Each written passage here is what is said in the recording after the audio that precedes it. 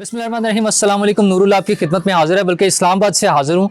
इस्लामाबाद आ गए थे हम लोग कि देखें कि सुप्रीम कोर्ट के बाहर क्या हो रहा है, और बाहर वही हो रहा है जो सबको नज़र आ रहा है। लेकिन सुप्रीम कोर्ट ने पसपाई इख्तियार कर लिया है और मौलाना की तहरीक का पहला मरहला कामयाब हो गया है। वो जैसे कहते हैं ना, उसमें इंतखाबात के रिज़ल्ट के बाद जो पहला नतीजा आया वो क्या है, तो जो पहला नतीजा आया है वो है एक कामयाबी, जिसमें सुप्रीम कोर्ट यानी चीफ जस्टिस को पीछे हटना पड़ गया है। और आज की कार्रवाई हो चुकी है सुप्रीम कोर्ट में, जो 14 मई के इलेक्शन के लिए होनी थी। 14 मई गुजर गई है, लेकिन उनका 14 मई वहीं खड़ा हुआ है। उनका कहना यह है कि 90 दिन लिखा हुआ था तो 90 दिन ही है।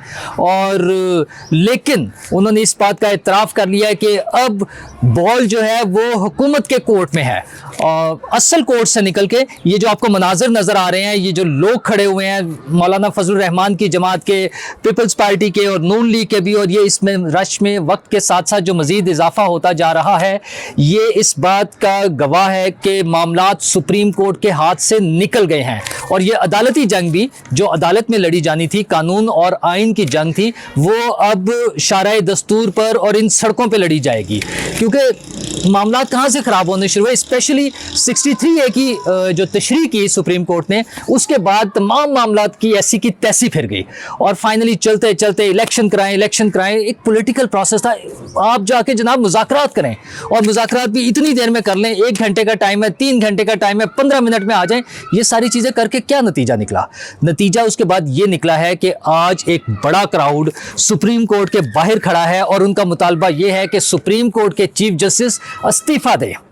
तो क्या ये इस्तीफ़े जो हैं, इन ओहदों से इस्तीफ़े अब ये क्राउड के ज़रिए होने हैं? यकीनन ऐसा नहीं होना चाहिए, ना ये कोई अच्छी बात है। लेकिन इसकी वजह क्या बनी है? इसकी वजह वो तमाम चीज़ें हैं जो इसी सुप्रीम कोर्ट के, इन्हीं अदालतों के फैसलों, बल्कि गैर कानूनी फैसलों, आइन को रीराइट करने की कोशिशों, अपनी धौंस और धांधली, और वो जो बिलावल भुट्टो ने कहा था और बाकी लोगों ने भी कहा कि कभी बंदूक के ज़ोर पर मुज़ाकरात कराते थे तो अब हथौड़े के ज़ोर पर करा रहे हैं। तो जब मामलात को आइन और कानून की बजाय हथौड़े के ज़ोर पर चलाने की कोशिश की गई है, तो फिर यही नतीजा निकलना था। तो फिर आज जब क्राउड आया है तो फिर टोन भी चेंज हो गई है। अब कह रहे हैं कि जनाब ये हुकूमतें आपस में दोबारा मुज़ाकरात का अमल शुरू कर दें। अच्छा जी, मुज़ाकरात का अमल कैसे शुरू करते हैं?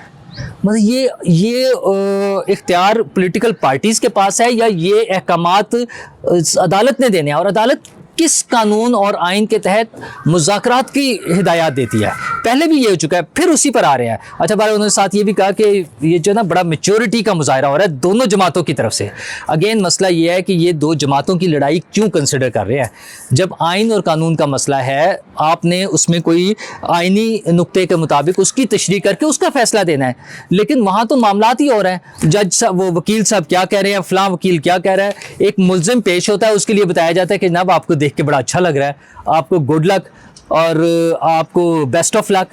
ये सारी चीज़ें जो हैं, इसने ये इंतशार पैदा कर दिया है। और अब पॉलिटिकल पार्टीज़ मुज़ाकरात के लिए भी तैयार नहीं है। पीपल्स पार्टी और किसी हद तक नून लीग भी, और मौलाना फजलुर रहमान तो बड़ा खुलकर कह रहे हैं कि दहशतगर्दों के साथ मुज़ाकरात नहीं होने हैं।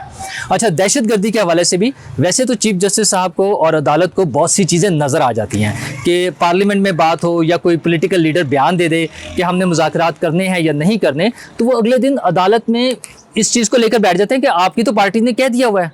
वकला वहाँ मौजूद थे, उन्होंने कहा कि जनाब हम केस लड़ने, उन्होंने कहा नहीं, आपकी पार्टी ने बाइकआउट का ऐलान कर दिया। अच्छा जी, क्यों? क्योंकि मीडिया के ज़रिए पता चल गया है। 9 मई के वाक़यात, जब पीटीआई के शरपसंद बल्कि दहशतगर्द, अब तो ना वो क्लियर हो गई है ना चीज़ें, अब तो जिस तरह से मुकदमात बन गए हैं, जो वीडियो फुटेजेस मौजूद हैं, ऑडियोज़ मौजूद हैं, टेलीफोन कॉल्स की रिकॉर्डिंग मौजूद है, वो सारी मनसूबाबंदी के शवाहिद मिल गए हैं। तो ये सिर्फ शरपसंदी नहीं, बाकायदा दहशतगर्दी के मामलात हैं। अच्छा, वो सारा कुछ हो रहे थे, टेलीविज़न पर चल रहे थे, सोशल मीडिया पर धड़ाधड़ चीज़ें चल रही थी।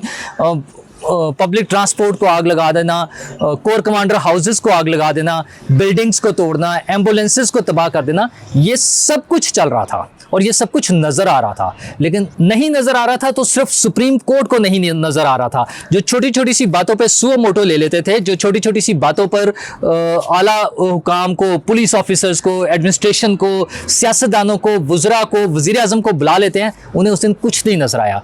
उन्हें लाडले की जमात की हरकतें नहीं नज़र आई। आई और अगले दिन लाडले को भी बुलाकर जब जमानत दी गई है, कोई मसला नहीं था, कुछ नहीं नजर आया।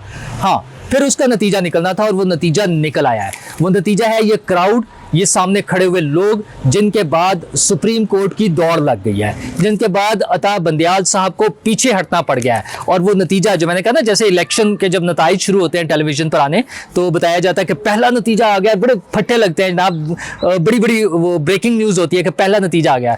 तो मौलाना के धरने का, मौलाना के जुलूस का, मौलाना के ये इज्तिमा का एक पहला नतीजा जो ये आया है कि अता बंदियाल साहब ने दौड़ लगा दी है।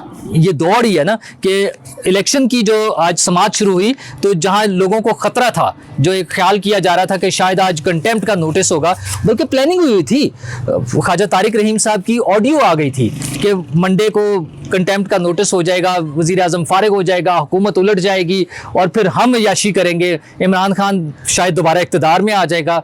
ये दहशत गर्दी करके इस तरह से धौंस और वो डंडे के ज़ोर पर और साजिशों के ज़ोर पर ये हो जाएगा, वो सब कुछ ख़त्म हो गया। आज चीफ जस्टिस साहब ने बड़े ठंडे मालूम कर जी, नहीं वो तो फिर मईशत ख़राब हो जाती है। आज पता चल रहा है उन्हें कि मईशत के भी मसाइल हैं। आज उन्होंने उसकी तारीख अगले हफ्ते में डाल दी, बल्कि अगले हफ्ते में भी बड़े, उन्होंने कहा पीर या मंगल को दोबारा समाअत करेंगे। मतलब 8 दिन के लिए अब बात गोल हो गई है। अच्छा, इसके दोनों पहलू हो सकते हैं। एक तो ये प्रेशर है जो मेनली बेसिकली है, दूसरा ये कि वो एक हफ्ते के लिए शायद वो टेस्ट करेंगे कि अब ये क्राउड यहाँ से हट जाता है या ये क्राउड यहीं रहेगा एक हफ्ते के लिए। तो ये तो आज शाम में जब मौलाना खुद आकर वहाँ पर खिताब फरमाएंगे, उसी के बाद पता चलेगा कि उनकी अगली जो हिकमत अमली क्या है, लाहा अमल क्या है।